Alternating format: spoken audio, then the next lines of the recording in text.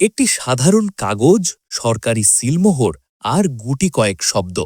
আপাতদৃষ্টিতে মনে হতে পারে নিছক একটি প্রশাসনিক নির্দেশ, কিন্তু এই কাগজের ভাঁজেই লুকিয়ে ছিল রাষ্ট্র ক্ষমতার মসনদ কাঁপিয়ে দেওয়ার মতো এক ভয়ঙ্কর নীল নকশা। হ্যাঁ, মন্ত্রিপরিষদ বিভাগ থেকে অত্যন্ত সংগোপনে জারি করা হয়েছে এমন এক প্রজ্ঞাপন, যা সাধারণ মানুষের চোখের আড়ালে থাকলেও এর প্রতিটি অক্ষরে মিশে আছে ক্ষমতার সমীকরণ বদলে দেওয়ার সূক্ষ্ম বিষ। ঘড়ির কাঁটা তখন অলস ভঙ্গিতে ঘুরছিল, যখন পুরো দেশ ঘুমে আচ্ছন্ন। ঠিক তখনই মন্ত্রিপরিষদ বিভাগের অন্ধকার প্রকোষ্ঠ থেকে বেরিয়ে আসে সেই রহস্যময় ফাইল। বাইরে থেকে একে সাধারণ প্রশাসনিক সংস্কার বলা হলেও ভেতরের সত্যটা ছিল অনেক বেশি পিলে চমকানো। কেন এই আক্রমণাত্মক গোপনীয়তা?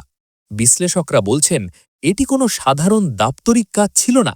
এটি ছিল রাষ্ট্রীয় ক্ষমতার ভারসাম্য উপড়ে ফেলার এক সুপরিকল্পিত মাস্টার প্ল্যান।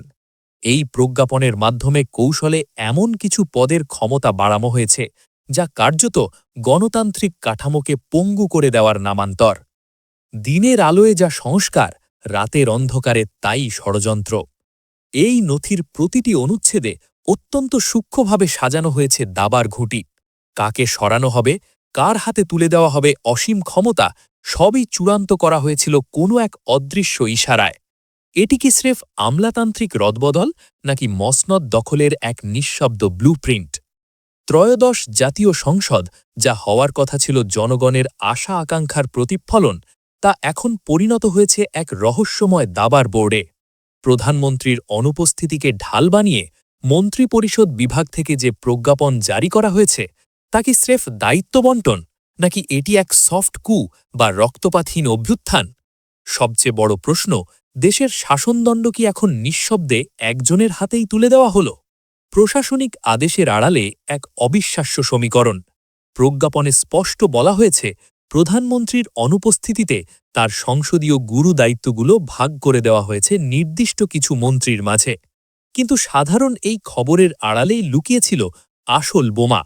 সংসদের সবচেয়ে গুরুত্বপূর্ণ এবং নীতি নির্ধারণী ক্ষমতাগুলো কৌশলে তুলে দেওয়া হয়েছে বর্তমান স্বরাষ্ট্রমন্ত্রী সালাউদ্দিন আহমেদের হাতে। আইন শৃঙ্খলা থেকে শুরু করে সংসদীয় নেতৃত্ব, সবই এখন তার ইশারায়। কেন এই অতি তৎপরতা? রাজনৈতিক বিশ্লেষকরা স্তম্ভিত। স্বরাষ্ট্র মন্ত্রণালয়ের লাঠিয়াল বাহিনীর নিয়ন্ত্রণ তো আগে থেকেই তার হাতে ছিল। এখন কি তবে সংসদের চাবিকাঠিও তার পকেটে? প্রধানমন্ত্রীর অনুপস্থিতির সুযোগ নিয়ে এটি কি কোনো বিশেষ গোষ্ঠীর ক্ষমতা কুক্ষিগত করার মাস্টার প্ল্যান? এক হাতে পুলিশের লাঠি, অন্য হাতে সংসদের ফাইল। সালাউদ্দিন আহমেদ কি তবে এখন অঘোষিত শাসক? এই প্রজ্ঞাপন জারির টাইমিং নিয়ে উঠছে হাজারো প্রশ্ন। যখন সংসদের নিয়ন্ত্রণ নিয়ে বিতর্কের ঝড় ওঠার কথা, ঠিক তখনই অত্যন্ত লো প্রোফাইল রেখে এই কাজ সম্পন্ন করা হয়েছে। এটি কি স্রেফ দায়িত্ব পালন, নাকি সালাউদ্দিন আহমেদকে আগামীর কিং মেকার হিসেবে প্রতিষ্ঠিত করার সুদূর প্রসারী নীল নকশা? আর এই রহস্যের আগুনে ঘি ঢেলেছেন সাবেক সংসদ সদস্য এবং তুখোড় রাজনৈতিক বিশ্লেষক গোলাম মাওলা রনি। গোলাম মাওলা রনি, যিনি রাজনীতির অন্দরমহলের খবর রাখতে সিদ্ধহস্ত, তিনি এবার সরাসরি আঙুল তুলেছেন এই রহস্যময় প্রজ্ঞাপনের দিকে। তার সাফ কথা, প্রধানমন্ত্রী কেন অনুপস্থিত, আর তার অনুপস্থিতিতে কেন সমস্ত মোক্ষম ক্ষমতাগুলো কেবল সালাউদ্দিন আহমেদের হাতেই পুঞ্জীভূত করা হল? রনির আক্রমণাত্মক প্রশ্ন, এটি কি সরকারের সদিচ্ছা, নাকি ক্ষমতা দখলের এক সূক্ষ্ম ষড়যন্ত্রের প্রথম ধাপ? তিনি বলছেন, বিকেন্দ্রীকরণের দোহাই দিয়ে আসলে রাষ্ট্রযন্ত্রের নাটাই একজনের হাতে তুলে দেওয়া হচ্ছে। গোলাম মাওলা রনির ভাষায়, এটি কোনো সাধারণ বিন্যাস নয়, এটি হল আগামীর এক অদৃশ্য স্বৈরাতন্ত্রের নীল নকশা। গণতন্ত্রে কি তবে নতুন কোনো সংজ্ঞার জন্ম হচ্ছে? সংবিধানে একজনের নাম প্রধানমন্ত্রীর জন্য বরাদ্দ থাকলেও বাস্তবে কি তবে দেশ চলছে অন্য কারো ইশারায়? সচিবালয় থেকে সংসদ, সবখানেই এখন কেবল একটি নাম, একটি প্রতিধ্বনি। তিনি স্বরাষ্ট্রমন্ত্রী সালাউদ্দিন আহমেদ। কিন্তু বিশ্লেষকরা বলছেন, তিনি এখন আর কেবল স্বরাষ্ট্রমন্ত্রী নন, তিনি এখন রাষ্ট্রের ডিফ্যাক্টো বা অঘোষিত প্রধানমন্ত্রী। ত্রয়োদশ সংসদের দৃশ্যপট এখন বদলে গেছে। পর্দার আড়ালের সেই সূক্ষ্ম নীল নকশা এখন দিবালোকের মতো স্পষ্ট।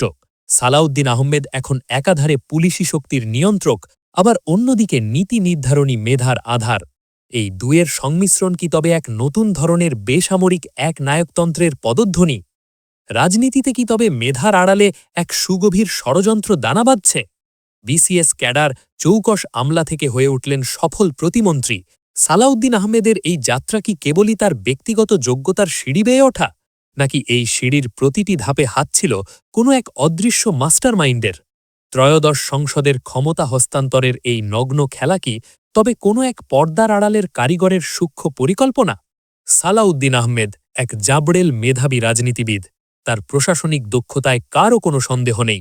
বিসিএস ক্যাডার হিসেবে ক্যারিয়ার শুরু করে প্রশাসনের প্রতিটি রন্ধ্রে রন্ধ্রে তার পদচারণা। কিন্তু প্রশ্ন উঠছে তার এই অকাস্মিক ও অভাবনীয় ক্ষমতার উচ্চতা নিয়ে। সংশ্লিষ্ট মহলের দাবি, কেবল ব্যক্তিগত যোগ্যতায় একজন মানুষ প্রধানমন্ত্রীর অনুপস্থিতিতে পুরো রাষ্ট্রের কলকাঠি নাড়ার লাইসেন্স পেতে পারেন না। রাজনৈতিক বিশ্লেষকদের ভাষায় সালাউদ্দিন আহমেদ হলেন সেই ফ্রন্টম্যান যাকে দিয়ে দাবার বোর্ডে কিস্তিমাত করা হচ্ছে। কিন্তু এই দাবার বোর্ডের আসল খেলোয়াড় বা মাস্টারমাইন্ড কে? মেধাবী আমলাকে যখন রাজনীতির বর্ম পরিয়ে ক্ষমতার চূড়ায় বসানো হয়, বুঝে নিতে হবে পেছনে কোনো বড় হাতের ইশারা কাজ করছে। ক্ষমতার এই বিকেন্দ্রীকরণ কি স্রেফ প্রধানমন্ত্রীর অনুপস্থিতির সমাধান, নাকি এটি একটি সুপরিকল্পিত মাস্টার গেম প্লে? সালাউদ্দিন আহমেদের মতো একজন অভিজ্ঞ ব্যক্তিকে সামনে রেখে কারা আড়াল থেকে রাষ্ট্রযন্ত্রের নিয়ন্ত্রণ নিতে চাইছে? আইনি মুখপাত্র থেকে শুরু করে নীতি নির্ধারণ, সবখানে তার উপস্থিতি কি তবে কোনো এক বিশেষ গোষ্ঠীর এজেন্ডা বাস্তবায়নের প্রথম ধাপ? গণতন্ত্র কি তবে সংখ্যাতত্ত্বের রসিকতা? যখন একটি দেশের ৭০% মানুষ একদিকে আর রাষ্ট্রের ক্ষমতাধর ডিফ্যাক্টো প্রধানমন্ত্রী অন্যদিকে, তখন সেই শাসনকে কি আর জনগণের সরকার বলা চলে? জুলাই সনদ আর গণভোট, এই দুটি শব্দ এখন দেশের মানুষের আবেগের নাম। কিন্তু এই আবেগের টুটি চেপে ধরতে যার হাত সবচেয়ে বেশি সক্রিয়, তিনি আর কেউ নন বিসিএস ক্যাডার থেকে রাজনীতির শীর্ষে ওঠা সেই রহস্যময় পুরুষ সালাউদ্দিন আহমেদ। মাঠে জনতা, টেবিলে ষড়যন্ত্র। জুলাই সনদের চেতনা যখন সাধারণ মানুষের শেষ আশার আলো, তখন সেই আলোকে নিভিয়ে দিতে আইনি মারপ্যাচের ঢাল ব্যবহার করছেন স্বরাষ্ট্রমন্ত্রী সালাউদ্দিন আহমেদ। সর্বশেষ পাওয়া তথ্যমতে দেশের অন্তত ৭০% মানুষ যে গণভোটের পক্ষে রায় দিয়েছে, তার প্রকাশ্য বিরোধিতায় নেমেছেন এই প্রভাবশালী মন্ত্রী। আইনি বিতর্কের দোহাই দিয়ে তিনি যেভাবে গণমতের টুটি চেপে ধরছেন, তাতে জনমনে এখন চরম সংশয় আর পাহাড় প্রমাণ হতাশা। কেন এই গণবিরোধী অবস্থান? বিশ্লেষকরা প্রশ্ন তুলছেন, একজন মেধাবী রাজনীতিবিদ হয়েও তিনি কেন দেশের বিশাল জনগোষ্ঠীর ম্যান্ডেটকে অস্বীকার করছেন? এটি কি স্রেফ আইনি ব্যাখ্যা, নাকি সেই মাস্টারমাইন্ডের নির্দেশে গণভোটকে চিরতরে কবর দেওয়ার এক সুপরিকল্পিত অপচেষ্টা? ৭০% মানুষের রায় যখন একজনের আইনি প্যাচে বন্দী হয়, তখন বুঝে নিতে হবে গণতন্ত্র এখন আইসিইউতে। সালাউদ্দিন আহমেদের প্রতিটি পদক্ষেপ এখন জনরোষের বারুদে আগুন দিচ্ছে। জুলাই সনদের অঙ্গীকার ভঙ্গ করে তিনি কি তবে এক নতুন ধরনের স্বৈরাতন্ত্রের পথ প্রশস্ত করছেন? সাধারণ মানুষের প্রশ্ন, যিনি জনগণের হৃৎস্পন্দন বুঝতে ব্যর্থ, তিনি কিভাবে রাষ্ট্রের নীতি নির্ধারণের সর্বোচ্চ পদে বসে আছেন? একটি চেয়ার, একটি পদবি আর অসীম ক্ষমতা, এই তিনে মিলে কি তবে মানুষের বিবেক বিসর্জন দেয়? জুলাই আন্দোলনের রক্ত কি তবে কেবল এক স্বৈরাচারের বদলে আরেকজন অহংকারী শাসকের বসানোর জন্য ঝরেছিল? বর্তমান সরকারের অন্দরে এখন কান পাতলেই শোনা যায় ক্ষমতার দম্ভের কর্কশ শব্দ। আর এই দম্ভের প্রথম টার্গেট ভিন্ন মত। বিশেষ করে ডিফ্যাক্টো প্রধানমন্ত্রী সালাউদ্দিন আহমেদের ব্যক্তিগত আক্রাশ এখন সীমা ছাড়িয়ে গেছে। মুক্ত গণমাধ্যম, নিরপেক্ষ সাংবাদিকতা, এই শব্দগুলো এখন কেবল ডিকশনারিতেই শোভা পায়। সরকারের দম্ভের বলি হয়েছেন একটি শীর্ষ সংবাদ মাধ্যমের এক জাবড়েল সাংবাদিক। অপরাধ? তিনি স্বরাষ্ট্রমন্ত্রীর কর্মকাণ্ডের সমালোচনা করেছিলেন।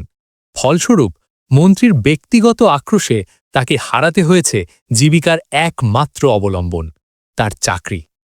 কিন্তু দম্ভের এই বিষবাষ্প কেবল রাজধানীতেই সীমাবদ্ধ নয়।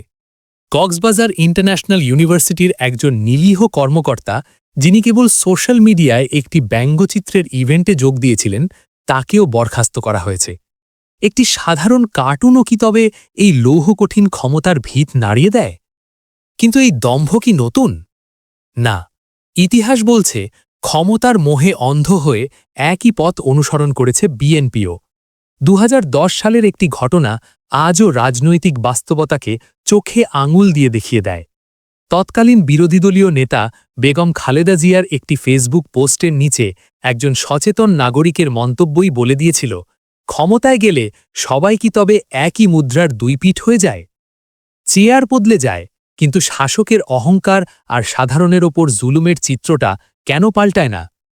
স্বাধীনতার ৫৫টি বসন্ত পেরিয়ে গেছে। আমরা দেখেছি একের পর এক গণ অভ্যুত্থান, দেখেছি রাজপথের রক্তক্ষয়ী বিপ্লব। কিন্তু বিপ্লব শেষে যখন ধুলো ওড়ে, তখন সাধারণ মানুষের মনে কেবল একটিই প্রশ্ন জাগে, বদলটা আসলে কোথায়? ক্ষমতার মোহে সকল দল কেন একই ছাঁচে তৈরি হয়? এক স্বৈরাচারের পতনের পর আরেকজন মাস্টারমাইন্ডের উত্থান, এই চক্র কি তবে অন্তহীন? সাধারণ মানুষের মনে আজ কেবল একটি আক্ষেপ আর দীর্ঘশ্বাস, ৫৫ বছর পর আজও কি তবে আমাদের বলতে হবে, যারে রাখি সেই ভক্ষক? সালাউদ্দিন আহমেদের এই দম্ভ আর ভিন্ন মতের প্রতি এই টুটি চিপে ধরার সংস্কৃতি কি আগামীর কোনো বড় গণবিস্ফোরণের ইঙ্গিত, নাকি বাংলাদেশ তার চিরন্তন ভাগ্যলিপিতেই বন্দী থাকবে?